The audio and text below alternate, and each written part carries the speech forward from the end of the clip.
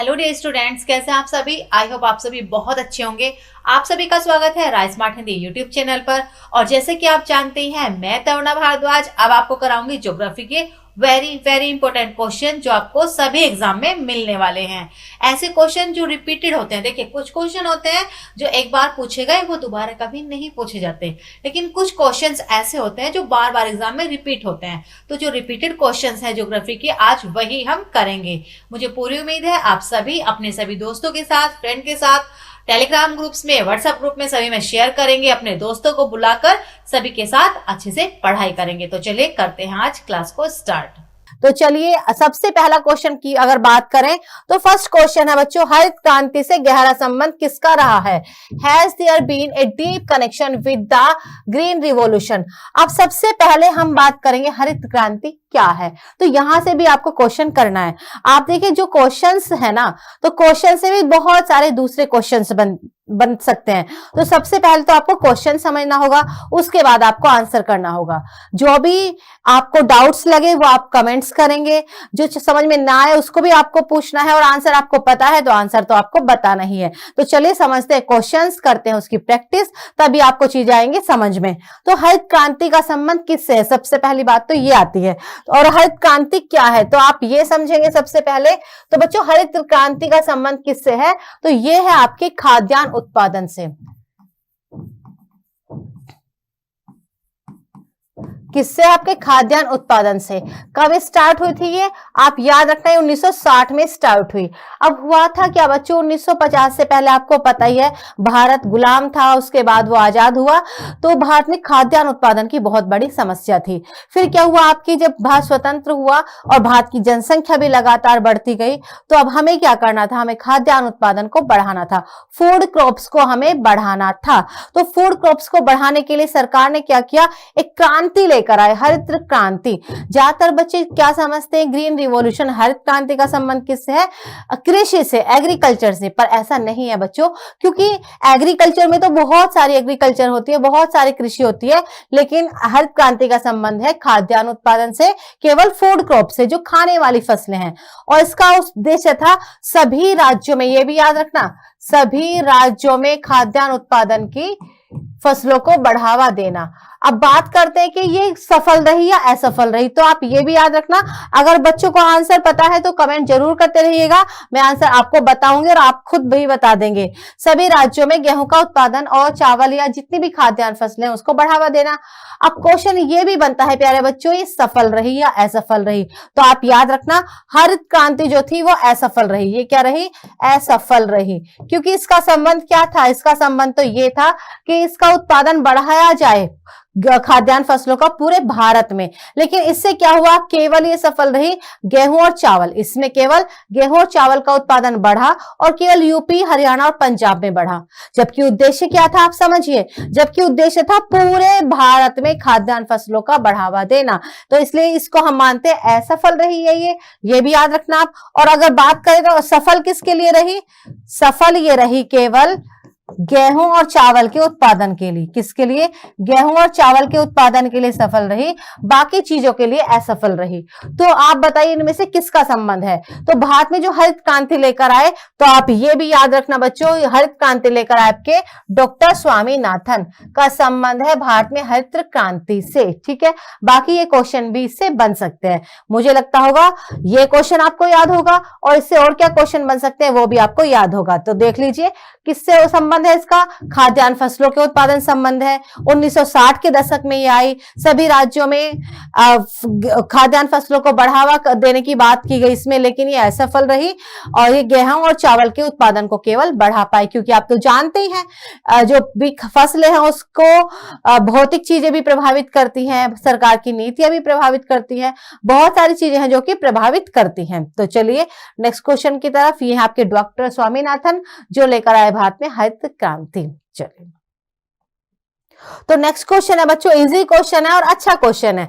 तो इसमें ना मेंस में इस तरह के भी क्वेश्चंस आते हैं और मैं आपको बोलती हूँ आपको हर तरह के क्वेश्चन की करनी है प्रैक्टिस। तो आप देखिए ये सूची फर्स्ट में ना ये क्रांतियों के नाम दिए हुए हैं और ये दिए हुए हैं आपके ये क्रांतियों के नाम और ये दिए हुए हैं किससे संबंधित है। जैसे हरित क्रांति अभी आपने पढ़ा, हरित क्रांति के साथ साथ क्या होगा कि बहुत सारी दूसरी क्रांतियां भी आई जिस भी चीज के उत्पादन को बढ़ावा देना था तो उससे संबंधित है। तो आप देखिए ये आपका ग्रीन रिवॉल्यूशन जो आप इजीली बता सकते हैं, नीली क्रांति, श्वेत क्रांति, भूरी क्रांति का संबंध किससे है, ठीक है।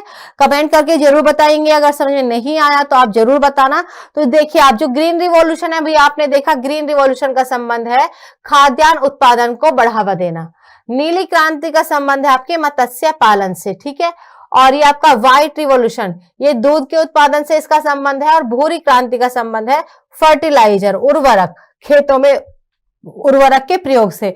तो ए का बनता है 1 और बी का हो जाएगा आपका 3 और ये आपका सी का हो जाएगा 2 और ये आपका डी का हो जाएगा 4। तो आंसर आपका क्या बनता है आपका ए, ठीक है ना।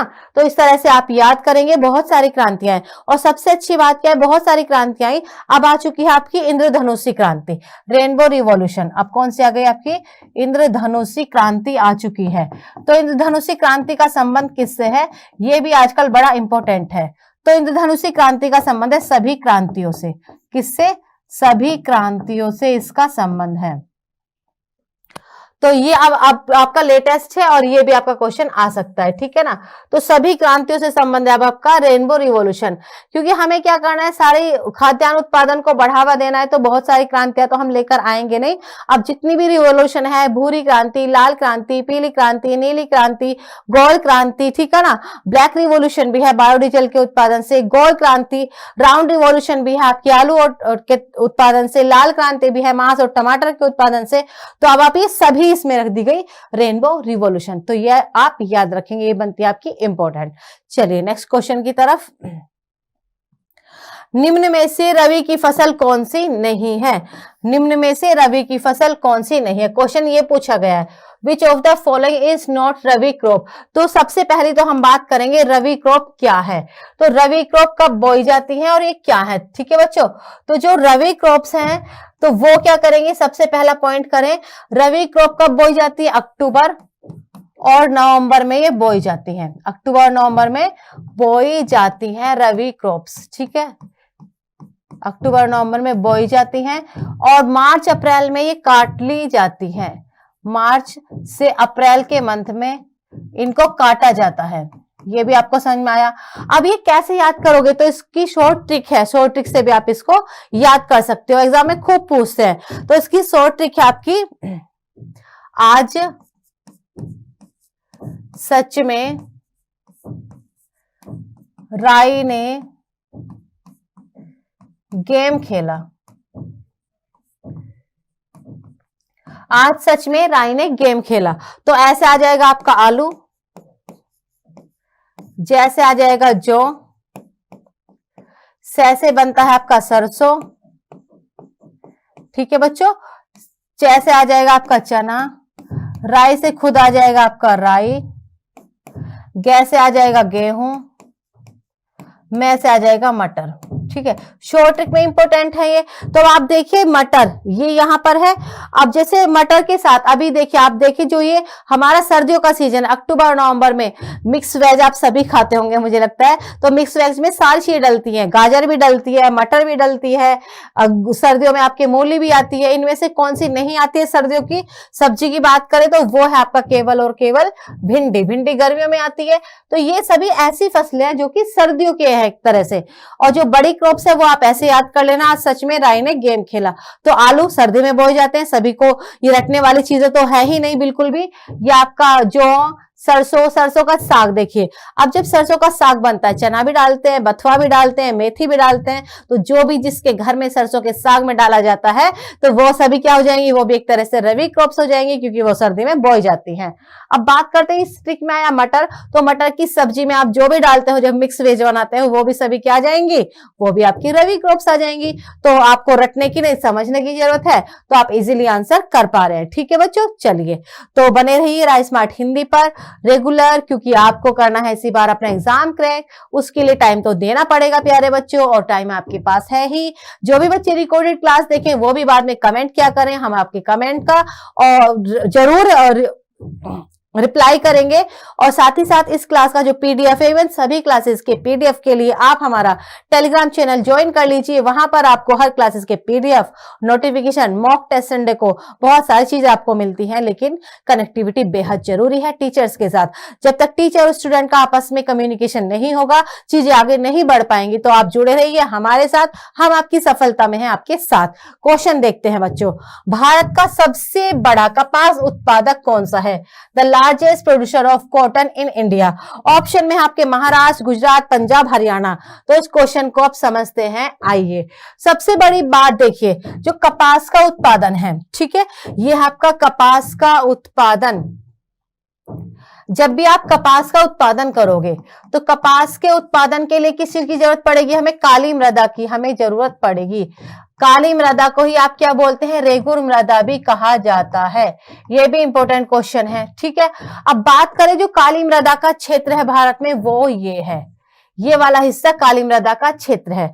ये महाराष्ट्र और गुजरात दोनों ही वाला एरिया है। ये महाराष्ट्र और गुजरात वाले लोकेशन में है। यहां पर आई थी ज्वालामुखी क्रिया, ज्वालामुखी की वजह से यहां पर हुआ था ब्लैक सोइल का निर्माण, ठीक है। ये याद रखना, बड़ा इंपॉर्टेंट क्वेश्चन है, आपको रटना नहीं है। अब बात करते हैं कपास का उत्पादन। तो जो कपास का उत्पादन है वो अभी मैं हर बार आपको बताती हूँ बच्चों, कुछ चीजें भूगोल में बदल जाती हैं, वो जैसे कि क्रॉप्स, आपके आयात निर्यात, पॉपुलेशन, ये चीजें बदल जाती है। पृथ्वी बदलती है, आप खुद बदलते हैं। देखिए, आप कभी पहले छोटे बच्चे थे, फिर बड़े हो गए, धीरे धीरे आप बड़े होते जा रहे हैं, फिर सभी क्या हो जाएंगे? बूढ़े हो जाएंगे। तो परिवर्तन तो जीवन का नियम है ही, इसी तरह से परिवर्तन तो होगा, और उस परिवर्तन के साथ ही हमें चलना होगा, आपको चलना होगा और आगे बढ़ना होगा परिवर्तन के साथ। जो अपने आप को करता है अपडेट, वो बढ़ता है आगे, और जो अपने आप में परिवर्तन नहीं लाता, वो कभी आगे नहीं बढ़ पाता, वहीं पर पड़ा रहता है। तो बच्चों, परिवर्तन को स्वीकार कीजिए, अपने आप में बदलाव कीजिए, और वो बहुत इजी है, अच्छा है परिवर्तन, कुछ नयापन तो होना लाइफ में। तो चलिए, अब आंसर हम क्या करेंगे? देखिए, कभी कभी क्या होता है, गुजरात फर्स्ट नंबर पर हो जाता है, कभी आपका महाराष्ट्र फर्स्ट नंबर पर हो जाता है। तो ये क्वेश्चन देखिए, जिस भी बार आप एग्जाम देने जाओ, तो मैं एकदम सही बात बता रही हूं आपको, एक बार डेटा जरूर पढ़ लेना, ठीक है। तो जो आंसर है अभी फिलहाल जो करंट की बात करें तो वो है आपका गुजरात। कपास उत्पादक में गुजरात आ जाएगा इसका आंसर। तो ये चीज है, और इसको ना, जो ये मिट्टी है आपकी काली मिट्टी या रेगुर मिट्टी, इसको स्वतः जुताई वाली मिट्टी भी बोलते हैं। इसको क्या बोलते हैं? स्वतः जुताई वाली मिट्टी।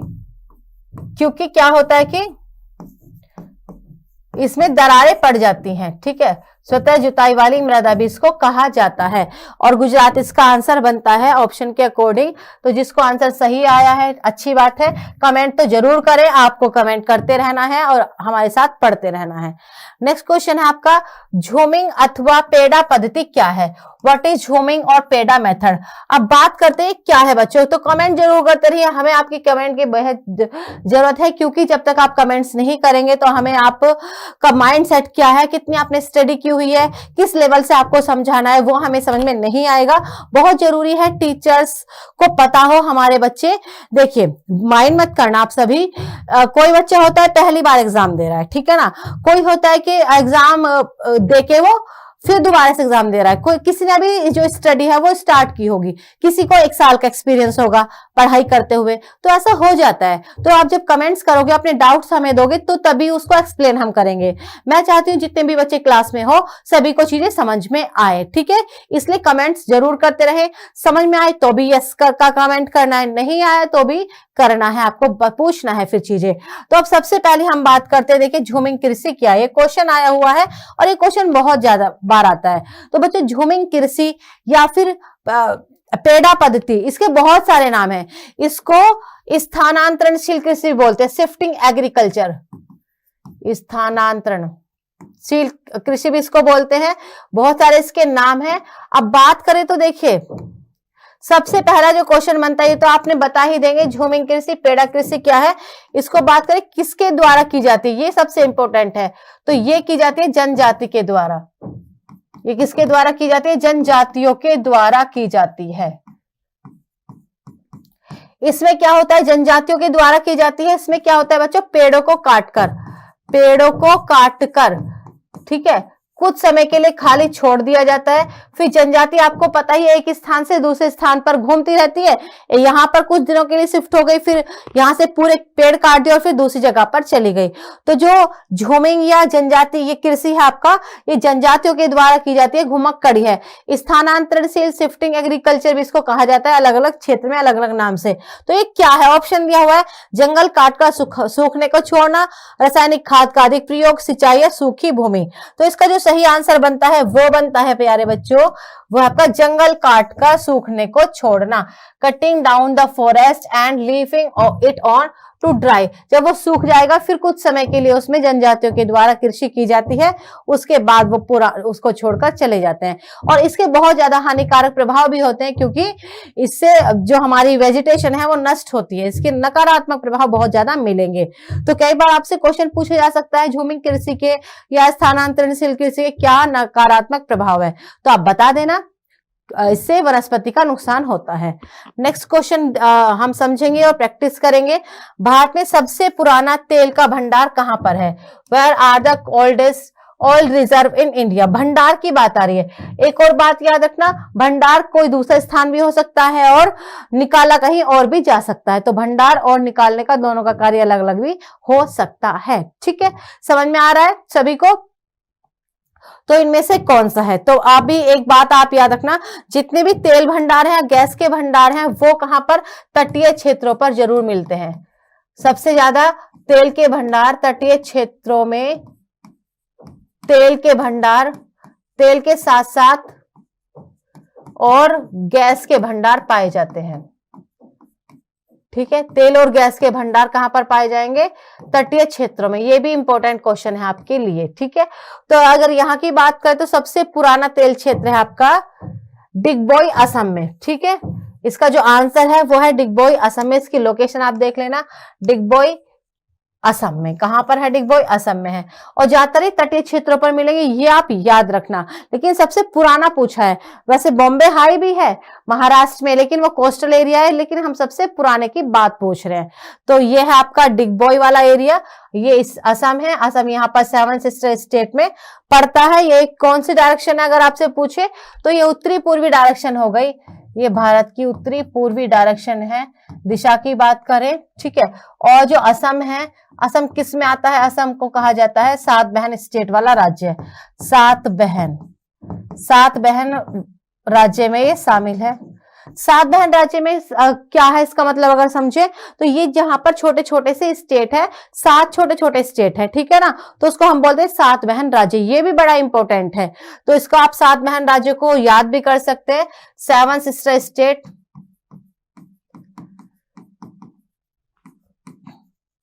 कैसे याद करोगे? तो 7 सिस्टर स्टेट को याद करने की ट्रिक है एटीएम, आना, मम्मी।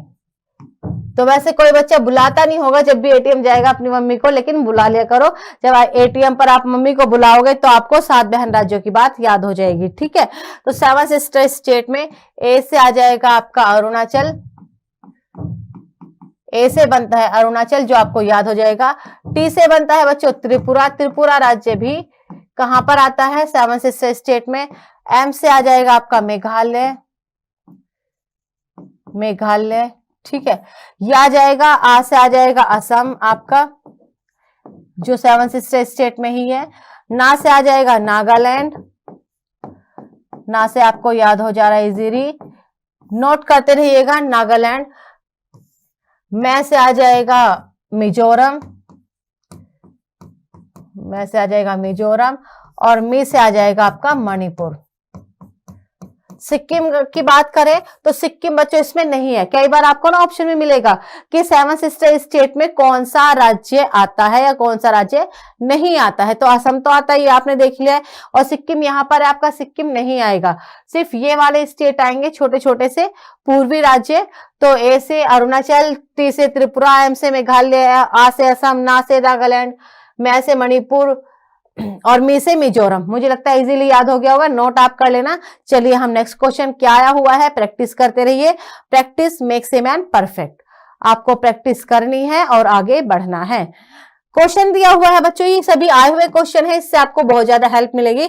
हाइड्रोजन विजन 2025 किससे संबंधित है? हाइड्रोजन विजन 2025 का संबंध किससे है?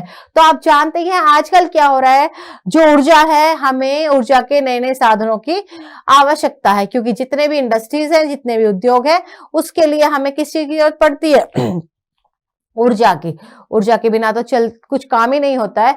तो जो इसका आंसर है बच्चों, देखिए आप बताइए सभी कमेंट करके। तो इसका जो सही आंसर है वो याद कर लेना, पेट्रोलियम उत्पाद के भंडार के लिए हाइड्रोजन विजन का संबंध है। स्टोरेज ऑफ पेट्रोलियम प्रोडक्शन का संबंध है, आपका प्रोडक्ट्स का संबंध है हाइड्रोजन विजन 2025। इसका संबंध क्या है? 2025 तक हाइड्रोजन के उत्पादन को बढ़ावा देना। ठीक है, ये आपको समझ में आ ही गया होगा। नेक्स्ट क्वेश्चन देखते हैं, बड़ा अच्छा क्वेश्चन है। इसी क्वेश्चन दिया हुआ है, निम्न में तांबा, सोना, लोहा, कोयले का सही क्रम क्या है? तो ये क्वेश्चन में दिया हुआ क्या है बच्चों, ये क्रम वाइज दे दिए, ये क्रम वाइज देके इसमें इनके खान के नाम पूछे गए, राज्यों के नाम नहीं। मैं आपसे बार बार बताती हूँ, आजकल क्या हो रहा है, आप खान के नाम जरूर याद कर लें। किसके नाम? खान के नाम। जो खनिज हैं, खान के नाम दिए हुए हैं और उसका मिनरल्स दिया हुआ है, खान के नाम जरूर याद कर लेना, इंपॉर्टेंट है ये। तो कैसे है आपका, देखिए एक बार। तो सबसे ज्यादा भारत की बात की गई है, तो भारत में सबसे ज्यादा तांबा कहाँ होता है? भारत में सबसे ज्यादा तांबा होता है बच्चों खेतड़ी में। ठीक है, अगर उसकी बात करें, सोना कहाँ पर होता है? कोलार, लोहा कुद्रेमुख, और ये कोयला होता है आपका झरिया में। तो इसका जो सही आंसर है वो है आपका ऑप्शन ए, क्योंकि इस ऑप्शन में तांबा, सोना, लोहा और ये आपका कोयला इस तरह से दिया हुआ है, तो इसका सही आंसर बनता है ये। कमेंट करके आप जरूर बताइए आपको समझ में आया। तो ये इसके सामने ही है, सबसे ज्यादा सोना खेतड़ी की खान का नाम है, सोने के लिए कोलार खान है, लोहे के लिए कुद्रेमुख खान है, कोयले के लिए झरिया खान है। ठीक है, चलिए नेक्स्ट क्वेश्चन जरूर याद कर लेना, कमेंट तो जरूर करते जाना है आपको। नेक्स्ट है, निम्न में से किसे दक्षिण गंगोत्री के नाम से जाना जाता है? Which of the following is known as Dakshin Gangotri? अब बात करेंगे क्या है ये, चलिए देखते हैं। सबसे पहले बात करेंगे, देखिए गंगोत्री तो क्या है? गंगोत्री तो बच्चों गंगा नदी जहां से निकलती है, हिमनद का नाम भी है, लेकिन इस क्वेश्चन में वो नहीं है। चीजें बदलती हैं, एक नाम कई जगह के हो सकते हैं, जैसे मान लीजिए आपका नाम चिंटू है, सोनू है, कुछ भी है, तो वो कई चीजों का हो सकता है, जरूर नहीं सिर्फ आपका है तो किसी और का नहीं हो सकता। ऐसी दक्षिणी गंगोत्री क्या है, इसको पढ़ना है और समझना है। और इससे क्या क्या क्वेश्चन बनते हैं, तो इसके जो ऑप्शन दिए हुए हैं उस पर फोकस कीजिए। कावेरी नदी का उद्गम स्थल बिल्कुल भी नहीं है, वह जहां से पेरियार उत्तर की तरफ बहती है। भारत का प्रथम अंटार्कटिका शोध केंद्र, केरल में रॉकेट छोड़ने का केंद्र। ठीक है, तो इसका जो आंसर है ना बच्चों, वो है आपका ये, भारत का प्रथम अंटार्कटिका शोध केंद्र, India's first Antarctica research station. अब ये कहां पर है देखिए, इससे रिलेटेड और भी क्वेश्चन हम करेंगे कवर। ये है आपका इंडिया, ठीक, सॉरी पृथ्वी, और पृथ्वी पर यहां पर क्या है? अंटार्कटिका महाद्वीप। कहां पर है? अंटार्कटिका महाद्वीप है, अंटार्कटिका महाद्वीप। जो अंटार्कटिका महाद्वीप है ये बिल्कुल, क्योंकि यहाँ पर सूर्य किरणें एकदम तिरछी पड़ती है, तो यहाँ पर सूर्य किरणें तिरछी पड़ती है, तो इसलिए एकदम कैसा रहता है? ठंडा रहता है। अंटार्कटिका महाद्वीप को आप और क्या क्या बोलते हो? श्वेत महाद्वीप, श्वेत महाद्वीप भी इसको कहा जाता है। ठीक है, अब बात करें, क्योंकि यहाँ पर जो जनसंख्या है, मानव है, वो निवास यहाँ पर नहीं करता है, तो इसलिए वैज्ञानिक यहाँ पर जाते हैं, अपना रिसर्च का काम करके वापस लौट आते हैं, तो इसलिए इसको ना विज्ञान महाद्वीप भी कहा जाता है। सिर्फ वैज्ञानिक यहाँ पर जाएंगे और विज्ञान का कार्य करके इसको वापस आ जाएंगे, तो विज्ञान महाद्वीप, श्वेत महाद्वीप, इस अंटार्कटिका महाद्वीप को ही, ये वाली लोकेशन को ही कहा जाता है। ठीक है, तो यहां पर क्या हुआ, अब कई देशों ने अपने अपने रिसर्च सेंटर बना लिए ताकि अणुबम बनाए, परमाणु बम बनाए। तो जहां पर मानव बसावे वहां पर तो कुछ करेंगे नहीं, ऐसी जगह कोई तो ढूंढेंगे ना जहां पर खाली स्थान है, सॉरी बच्चों, खाली जगह है। तो ये क्या हुआ, यहाँ पर ये रिसर्च सेंटर है, और ये देखिए सिर्फ वही नहीं, दक्षिण गंगोत्री, मैत्री और भारती। ठीक है, कौन कौन सी? ये आपकी भारती है, ये आपकी मैत्री है और ये आपकी दक्षिण गंगोत्री है। ये सभी क्या है? भारत के रिसर्च सेंटर है। ठीक है ना, ये भारत के रिसर्च सेंटर है। कहां पर है? अंटार्कटिका महाद्वीप पर या दक्षिणी गोलार्ध में। किसी भी तरह से आपसे क्वेश्चन आ जाएगा, तो याद रखें इस चीज को भी। बड़ा अच्छा क्वेश्चन है ये भी। नेक्स्ट क्वेश्चन देखते हैं। भारत में सबसे पहले रेल मार्ग तैयार कहां पर हुआ था? The first railway route was prepared in India in. तो भारत में सबसे पहले रेल मार्ग कब तैयार हुआ? आप जानते हैं, रेलवेज, वाटरवेज, आपके रोडवेज, ठीक है ना, एयरवेज, इन सब के बिना विकास अधूरा है। आप जानते हैं परिवहन के साधनों के द्वारा ही विकास होता है, इस बात को आप याद रखना। और भारत में सबसे पहले रेलवे की बात करें तो 1853 में वो चलाई गई। ठीक है, कब चलाई गई? वो 1853 में वो चलाई गई। 16 अप्रैल 1853 को शुरू हुई थी। ठीक है, और कहां से कहां तक चलेगा? ये आपके मुंबई से ठाणे तक। तो ये भी क्वेश्चन आप याद रखना, मुंबई से ठाणे तक। और कितने कोच थे इसमें? ये भी एग्जाम में पूछा जा सकता है। तो 14 कोच थे और साथ ही साथ 400 यात्री। लंबाई की बात करें, दूरी की बात करें, 34 किलोमीटर। तो ये पॉइंट्स भी आप याद रखना। भारतीय रेलवे जब पहली बार चली तब कितने यात्रियों ने यात्रा की? तो थे 400 यात्री। ठीक है ना, और 34 किलोमीटर तक वो चलाई गई मुंबई से ठाणे तक। ठीक है बच्चों, ये बड़े इंपॉर्टेंट क्वेश्चंस हैं और एग्जाम में बार बार रिपीट हो भी जाते हैं। ठीक है, तो आपको समझ में आ रहा है तो बहुत अच्छी बात है। समझ में नहीं आ रहा तो प्लीज कमेंट करें, हम आपकी सफलता में आपके साथ हैं पूरी तरह से। जो भी आपको पढ़ना है, जो भी डाउट्स है वो पूछिए। जब तक आप नहीं पूछेंगे हमें पता नहीं चलेगा। ठीक है ना, और दूसरी बात, आपको भी अपनी वीकनेस पता हो। तो जो क्वेश्चंस मैं करवा रही हूं आप भी आंसर दिया करो, पहले से पहले दिया करो, फिर आंसर मैं बता ही देती हूं। लेकिन आपको भी प्रैक्टिस करनी है, प्रैक्टिस से ही आपका सेल्फ कॉन्फिडेंस होगा इंक्रीज। चलिए, कांडला बंदरगाह स्थित है। Where is Kandla port? देखिए, जो बंदरगाह है वो क्या है? सबसे पहले तो बात करें, जो बंदरगाह ज्यादातर आपको मिलेंगे बच्चों, बंदरगाह आपको ज्यादातर मिलेंगे तटों पर। कहां पर मिलेंगे? तटों पर मिलते हैं ज्यादातर बंदरगाह। अब जो भारत के बंदरगाह है वो दो भागों में बांटे गए हैं, पश्चिमी तट के बंदरगाह, पश्चिमी तट के बंदरगाह, ठीक है, और पूर्वी तट के बंदरगाह, पूर्वी तट के बंदरगाह। ठीक है, ये भी याद रखना। एग्जाम में ये भी पूछ लेते हैं कि पश्चिमी तट पर कौन है और पूर्वी तट पर कौन है। तो इसके लिए हमारे चैनल पर आपको शॉर्ट ट्रिक्स मिलेगी, जो शॉर्ट्स में है, शॉर्ट्स भी आप चेक कर लिया करो। पूर्वी तट के बंदरगाह याद करने की अलग ट्रिक है, पश्चिमी तट के बंदरगाह याद करने की अलग ट्रिक है। तो वहां से ट्रिक लेकर आप जरूर याद कर लेना। अब बात करते हैं बंदरगाह को हम और क्या बोलते हैं। तो बंदरगाह को कहा जाता है पत्तन भी। बंदरगाह को और क्या बोलते हैं? पत्तन भी कहा जाता है बंदरगाह को। ठीक है, बंदरगाह को आप और क्या कहोगे? पत्तन या पोर्ट। ठीक है, पत्तन या पोर्ट, कोई भी शब्द आ सकता है, शब्दों से आप कंफ्यूज मत होना। ठीक है, सारा शब्दों का ही खेल है। तो कांडला बंदरगाह कहां पर है? खंबात की खाड़ी ऑप्शन है, कर्क रेखा, कच्छ का रण या फिर राजस्थान। तो इसका जो सही आंसर है वो है आपका रन ऑफ कच्छ। ठीक है, कहां पर है इसका आंसर? आप बता ही रहे हैं, सब कमेंट जरूर क्या करें, रन ऑफ कच्छ। अब रन ऑफ कच्छ ऑप्शन में मिला। अब देखिए, जरूरी नहीं है कि रन ऑफ कच्छ, ये कांडला है तो रन ऑफ कच्छ की जगह आपको गुजरात भी मिल सकता है। कच्छ की खाड़ी कहां पर है आपका? ये गुजरात वाला हिस्सा है। कहां पर? गुजरात। अब ये कौन सा हुआ? जो कांडला बंदरगाह है गुजरात में है। और ये कौन से तट का हुआ? ये है आपका, यहां पर गुजरात है ये हिस्सा, तो ये पश्चिमी तट पर है। किस पर? पश्चिमी तट पर, पश्चिमी तट पर या पश्चिमी दिशा में। ठीक है, पश्चिमी तट या पश्चिमी दिशा में, इस तरह के क्वेश्चन जरूर पूछ लेते हैं। आपको याद हुआ कई बार दिशाएं पूछ ली, तो दिशाएं भी, लोकेशन भी आप याद रखना। चलिए नेक्स्ट, नेक्स्ट क्वेश्चन दिया हुआ है। पहले हमें क्वेश्चन ही समझना है बच्चों। जब दिन और रात की अवधि बराबर होती है तो सूर्य की किरणें सीधी पड़ती हैं। When the duration of day and night is equal, the sun's rays fall straight. सबसे पहली बात तो आप जानती हैं, पृथ्वी पर, पूरी पृथ्वी पर जो दिन और रात होते हैं, दिन और रात पूरी पृथ्वी पर किसकी वजह से होते हैं बच्चे? ये भी आपका क्वेश्चन बनता है। दिन और रात किसकी वजह से होते हैं? दिन और रात होते हैं पृथ्वी के घूर्णन के कारण। किसकी वजह से होते हैं? पृथ्वी के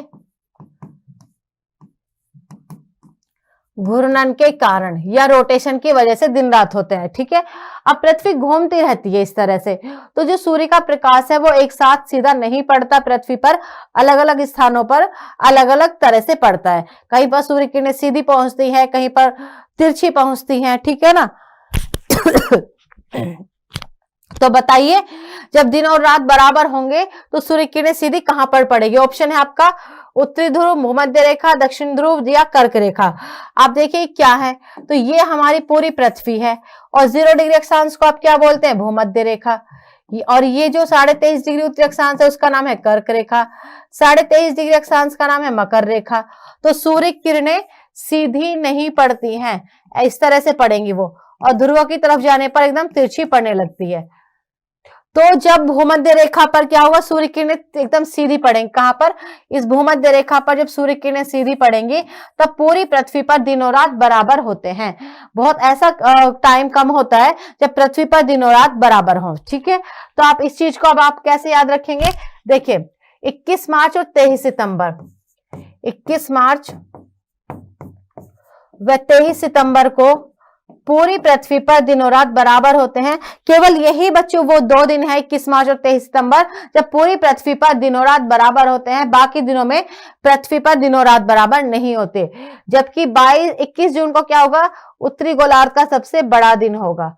और 22 दिसंबर को क्या होता है? 22 दिसंबर को सूर्य किरणें मकर रेखा पर सीधी पड़ती हैं। ठीक है, 21 मार्च उत्तरी गोलार्ध का सबसे बड़ा दिन और 22 मार्च दक्षिणी गोलार्ध का सबसे बड़ा दिन। साथ ही साथ भूमध्य रेखा पर जब सूर्य किरणें सीधी पड़ेंगी तब पूरी पृथ्वी पर दिन रात बराबर होगा। समझ में आया आपको? तो आंसर इसका बनता है, कमेंट करके आप भी बताया करें बच्चों, भूमध्य रेखा पर जब सूर्य किरणें सीधी पड़ेंगी तो पूरी पृथ्वी पर दिन रात बराबर होगा। और इन दोनों दिनों को आप क्या कहोगे? विषुव आप कहोगे। विषुव, विषुव की तिथि क्या हो गई आपकी? 21 मार्च व 23 सितंबर। ये दोनों दिन है जिसको विषुव या इक्विनॉक्स भी कहा जाता है। ठीक है बच्चों, नेक्स्ट क्वेश्चन की तरफ चलते हैं और प्रैक्टिस करते हैं, समझते हैं चीजों को। पृथ्वी दिवस कब मनाया जाता है? बताइए, ये तो आपको याद करना होगा। When is world earth day celebrated? पृथ्वी हमारा घर है, पृथ्वी को बचाना हमारा कर्तव्य है, लेकिन हम लगातार पृथ्वी के विनाश की तरफ है। पृथ्वी अपना भू संतुलन खो सकती है अगर हमने पृथ्वी को नहीं बचाया। ठीक है, तो हमें पृथ्वी को बचाना है, इसलिए कमेंट करिए कब मनाया जाता है, तो बताइए बच्चों। तो ये है आपका 22 अप्रैल। ठीक है ना, ये है आपका 22 अप्रैल। 22 अप्रैल को मनाया जाता है अर्थ डे। ये आप याद रखना, इंपॉर्टेंट है। अर्थ डे कब मनाया जाता है, पर्यावरण दिवस कब मनाया जाता है, ये ऐसी चीजें आपको याद करनी है। डेज से भी क्वेश्चन आ जाते हैं। नेक्स्ट क्वेश्चन देखते हैं, सौर मंडल में सबसे बड़ा ग्रह कौन सा है? Which is the largest planet in the solar system? तो सोलर सिस्टम में सबसे बड़ा प्लेनेट कौन सा है? तो सबसे बड़ा कौन सा है बताइए। चलिए, सबसे बड़ा कौन सा है? सबसे बड़ा आप बताइए, और सबसे छोटा, अगर सबसे बड़े की बात है तो सबसे छोटा भी एग्जाम में पूछा जा सकता है। सबसे बड़ा, सबसे छोटा, तो कमेंट अभी तक सभी करें, रिकॉर्डेड क्लास जो देख रहे हैं वो भी करें। तो जो बच्चों बृहस्पति है, कौन सा? बृहस्पति सबसे बड़ा है। ठीक है, और सबसे छोटा है आपका बुध। ठीक है, और जो आप क्या हुआ, जो बृहस्पति है बच्चों, इस बृहस्पति के अब तक सबसे ज्यादा उपग्रह थे। ठीक है, लेकिन अब क्या हुआ, सबसे ज्यादा उपग्रह अब क्या है? अब सबसे ज्यादा उपग्रह है शनि के। पहले क्या था? पहले सबसे अधिक उपग्रह थे बच्चों। सबसे अधिक की बात करें तो पहले सबसे अधिक उपग्रह, सैटेलाइट, सबसे अधिक उपग्रह थे बृहस्पति के, लेकिन अब नहीं है। अब सबसे अधिक क्या है वर्तमान में? वर्तमान की बात करें तो वर्तमान में सबसे अधिक उपग्रह है शनि के। ठीक है, तो ये डेटा जो है बदलता है। मैं आपको बोलती हूं, हमारी पृथ्वी बदलती है, हम खुद बदलते हैं, हमारे रिश्ते बदलते हैं, चीजें बदलती हैं, तो भूगोल भी बदलता है। और भूगोल जब बदलता है तो आपको भी अपडेट रहना पड़ेगा हमारे साथ राइज स्मार्ट हिंदी पर। तो देखिए ये है आपका, एक बार इमेज से भी आपको याद हो जाएगा। तो ये है आपका सन, सन के पास है आपका मरकरी, बुध, फिर शुक्र है, फिर हमारी पृथ्वी है, फिर ये मंगल है, फिर ये बृहस्पति है, फिर शनि है, फिर आपका अरुण है, फिर आपका वरुण है, और यहां पर था आपका प्लूटो, जिसको हमने क्या कर दिया, प्लूटो को हमने ग्रहों की श्रेणी से निकाल दिया। क्यों निकाल दिया? 2006 में निकाल दिया। इसलिए निकाल दिया क्योंकि प्लूटो क्या था, प्लूटो वरुण ग्रह की कक्षा में करता था प्रवेश, वरुण की कक्षा में प्रवेश करता था आपका प्लूटो। तो अब प्लूटो को हमने क्या बोल दिया, इसलिए बौना ग्रह, ड्वार्फ प्लेनेट हमने क्या बोल दिया, प्लूटो को बोल दिया। तो अब प्लूटो सबसे लास्ट का था, तो इनका क्रम भी आप जरूर याद कर लेंगे एग्जाम में। बुध, शुक्र, पृथ्वी, मंगल, बृहस्पति, शनि, अरुण, वरुण, यम, ठीक है ना। Mercury, Venus, Earth, Mars, Jupiter, Saturn, Uranus, Neptune, Pluto, ये हमारे सोलर सिस्टम में 9 ग्रह हैं, जिनमें से एक को हमने हटा के बौने ग्रह की श्रेणी में रख दिया। तो आप देखिए ये है आपका बृहस्पति, और आकार में आपको दिख रहा होगा ये सबसे बड़ा है, और ये आपका बुध जो सूर्य के सबसे पास भी है, और सूर्य के सबसे कम दिनों में, केवल 88 दिनों में सूर्य की परिक्रमा भी ये कर लेता है। ठीक है, याद हो गया होगा आपको सभी चीजें। नेक्स्ट क्वेश्चन देखते हैं, कौन सी परिस्थिति में चंद्र ग्रहण लगता है? तो चंद्र ग्रहण का मतलब क्या है? सबसे पहले हम बात करेंगे सिर्फ ग्रहण शब्द का अर्थ क्या। अगर आपसे पूछा जाए ग्रहण शब्द का अर्थ क्या है, तो ग्रहण शब्द का अर्थ होता है रुकावट। क्या? रुकावट या अवरोध। ग्रहण शब्द का अर्थ क्या है? रुकावट या अवरोध। तो आपसे पूछा जा रहा है क्वेश्चन में कब लगेगा, तो रुकावट कौन पैदा करेगा, ठीक है ना। अब देखिए जो हमारा चंद्रमा है, तो चंद्रमा का अपना प्रकाश नहीं होता, चंद्रमा का अपना प्रकाश नहीं होता, ठीक है ना, ये आप सभी जानते हैं, अपना प्रकाश नहीं होता है। और दूसरी बात, चंद्रमा क्या है? चंद्रमा पृथ्वी का उपग्रह है। चंद्रमा क्या है? पृथ्वी का, चंद्रमा बच्चों पृथ्वी का प्राकृतिक उपग्रह है, पृथ्वी का उपग्रह, ठीक है।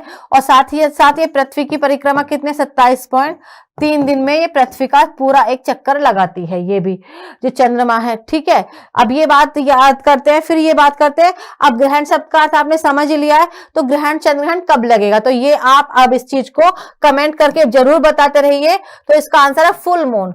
फुल मून के दिन क्या होगा? पूर्ण चंद्र के दिन या पूर्णिमा के दिन, ठीक है, चंद्र ग्रहण लगता है। इस दिन क्या होगा? हमारी पृथ्वी सूर्य और चंद्रमा के बीच में जब आ जाती है, तो सूर्य का प्रकाश क्या होगा? चंद्रमा पर नहीं पहुंचता, क्योंकि चंद्रमा का अपना प्रकाश नहीं है प्यारे बच्चों, वो तो सूर्य से प्रकाश लेता है, फिर उसी को वापस कर देता है, वापस मतलब रिफ्लेक्ट कर देगा, उससे वो चमकता है।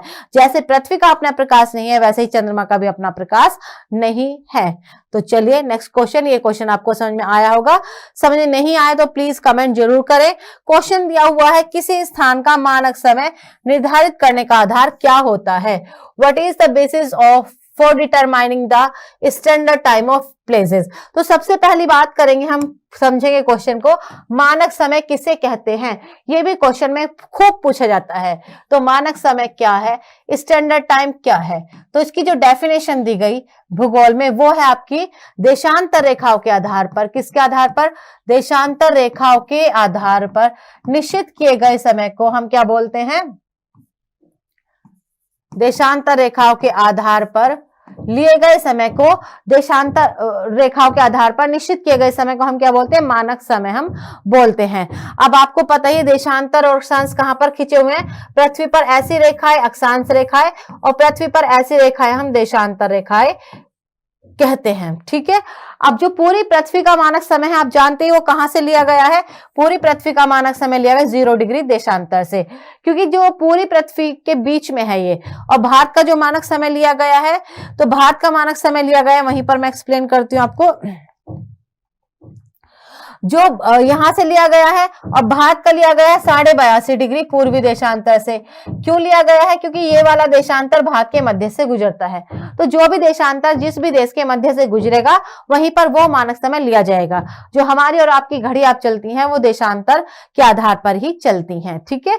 हर एक देशांतर से दूसरे देशांतर पर पहुंचने में सूर्य के प्रकाश को कितना समय लगता है? 4 मिनट का समय लगता है। ये मैं कैलकुलेशन आपको पढ़ाऊंगी, उसके लिए आपको रहना पड़ेगा राइज स्मार्ट पर, और मैं टाइम निकालना आपको अच्छे से सिखाऊंगी। नेक्स्ट क्वेश्चन बनता है आपका, दक्षिणी गोलार्ध में सबसे बड़ा दिन कब होगा? What is the longest day in the southern hemisphere? तो वेरी सिंपल, जब जिस तरफ सूर्य का प्रकाश जाएगा उस तरफ ही बड़ा दिन, और जिस तरफ सूर्य का प्रकाश नहीं जाएगा उस तरफ छोटा दिन। तो अभी आपको बताया था ये 0 डिग्री, ये 23.5 डिग्री उत्तरी अक्षांश को हम बोलते हैं कर्क रेखा, और ये है आपके 23.5 डिग्री दक्षिणी अक्षांश को मकर रेखा। ठीक है, अब आप ये भी जानते हैं जो सूर्य का प्रकाश है वो पृथ्वी पर एक समान नहीं पड़ता। 21 जून को ये कर्क रेखा पर सीधा पड़ता है, और 22 दिसंबर को ये क्या पड़ता है? मकर रेखा पर सीधा। 21 मार्च व 23 सितंबर को पड़ता है ये कहां पर? भूमध्य रेखा पर सीधा। तो जिस दिन ये 21 जून है, 21 जून को क्या होगा? उत्तरी गोलार्ध का सबसे बड़ा दिन, उत्तरी गोलार्ध का सबसे बड़ा दिन होगा 21 जून। ठीक है, उत्तरी गोलार्ध का सबसे बड़ा दिन। और 22 दिसंबर को क्या हो जाएगा? जब सूर्य किरणें सीधी पड़ेंगी तो 22 दिसंबर को क्या होगा? दक्षिणी गोलार्ध का सबसे बड़ा दिन, दक्षिणी गोलार्ध का सबसे बड़ा दिन। और इन दोनों दिन क्या होगा? पूरी पृथ्वी पर दिन रात बराबर, 21 मार्च और 23 सितंबर में पूरी पृथ्वी पर दिन रात बराबर होंगे, दिन रात बराबर होंगे। तो इसका आंसर क्या बनता है आपको? 22 दिसंबर को सूर्य किरणें मकर रेखा पर सीधी पड़ती हैं दक्षिणी गोलार्ध की तरफ, तो उस दिन ही सूर्य की प्रकाश की वजह से बड़ा दिन होगा दक्षिणी गोलार्ध का 21 दिसंबर। 21 जून उत्तरी गोलार्ध का सबसे बड़ा दिन, 21 मार्च 23 सितंबर को पूरी पृथ्वी का बड़ा दिन। ठीक है, क्वेश्चन में पूछा गया चंद्र ग्रहण कब होता है? When does the lunar eclipse happen? ये तो अभी आपको बताया ही था। ग्रहण शब्द का अर्थ क्या है? ग्रहण शब्द का अर्थ होता है रुकावट। ठीक है, ग्रहण शब्द का अर्थ क्या है बच्चों? रुकावट। तो आप किसके प्रकाश में रुकावट? सूर्य के प्रकाश में रुकावट, क्योंकि जब सूर्य का प्रकाश चंद्रमा पर पहुंचेगा तभी वो हमें रात को रोशनी देगा। बड़ा अच्छा लगता है चंद्रमा, आप भी देख लिया करो रात को निकल के चंद्रमा को। तो इसका जो आंसर है देखिए क्या क्या दिया हुआ है, आप इजीली क्वेश्चन बता सकते हैं, कमेंट करके जरूर बताया करें। तो जो आंसर है देखिए, ये हमारा सन और ये हमारा चंद्रमा मून। अब कौन रुकावट पैदा करेगा? ठीक है, अब आपको पता है ये मून क्या है? ये पृथ्वी का प्राकृतिक उपग्रह है, और बीच में कौन आ जाएगी? आपकी अर्थ। तो ये घूमते हुए ये आ गई बीच में अर्थ।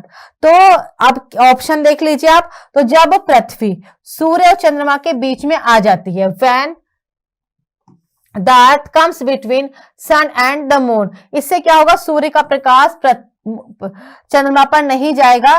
पृथ्वी ने रुकावट पैदा कर दी, पृथ्वी ने ग्रहण पैदा कर दिया, क्योंकि ग्रहण शब्द का अर्थ ही अभी आपने समझा था रुकावट होता है। ठीक है बच्चों, चलिए नेक्स्ट क्वेश्चन की तरफ। तो ये थे आपके आज के क्वेश्चन, आज की क्लास। मुझे लगता है आप सबको समझ में आए होंगे। अगर नहीं आया, कोई डाउट रह चुका है, तो आप प्लीज कमेंट करके हमें जरूर बताइए। और जो भी बच्चे रिकॉर्डेड क्लास देखते हैं वो भी हमें कमेंट करके बताइए। और इस क्लास का पीडीएफ लेने के लिए आपको क्या करना है? आपको करना है टेलीग्राम चैनल ज्वाइन, जिसका डिस्क्रिप्शन बॉक्स में दिया हुआ है लिंक। ठीक है, और जितने भी मॉक टेस्ट वहां पर होते हैं हमारे संडे को, वो भी टेलीग्राम चैनल पर आपको मिलेंगे। बहुत सारी चीजें आपको मिलेंगी, तो उसके लिए आपको ज्वाइन जरूर कर लें। आप व्हाट्सएप नंबर भी दिया हुआ है डिस्क्रिप्शन बॉक्स, एक बार चेक करेंगे तो आपको चीजें समझ में आएंगी। तो बने रहिए राइज स्मार्ट हिंदी पर रेगुलर। तो आप प्रैक्टिस करते रहिए और अपना ध्यान रखिए, अपने सपनों का ध्यान रखिए। आपके सपने जरूर पूरे होंगे, उसके लिए लगातार ईमानदारी से मेहनत करनी होगी। और मुझे पूरी उम्मीद है आप हमारे देश के युवा हैं, आप पूरी ईमानदारी से मेहनत करेंगे और अपने जीवन में बहुत ज्यादा ऊंचाइयों पर आगे बढ़ेंगे। लेकिन मेहनत आप करते हैं, बस ये याद रखना लगातार मेहनत करनी है। ठीक है बच्चों, तो थैंक यू बच्चों, good luck for your best future. आपका अच्छा भविष्य हो, लेकिन आपका अच्छा स्वास्थ्य हो, सब कुछ चीजें आपके जीवन में अच्छी हो, आप एक अच्छे नागरिक बनकर हमारे भारत में उभरें, एक सुनहरा भविष्य आपका हो। इसी के साथ नेक्स्ट क्लास आपके लिए रेडी है, तो उस क्लास को पढ़िए अच्छे से। थैंक यू बच्चों, गुड लक।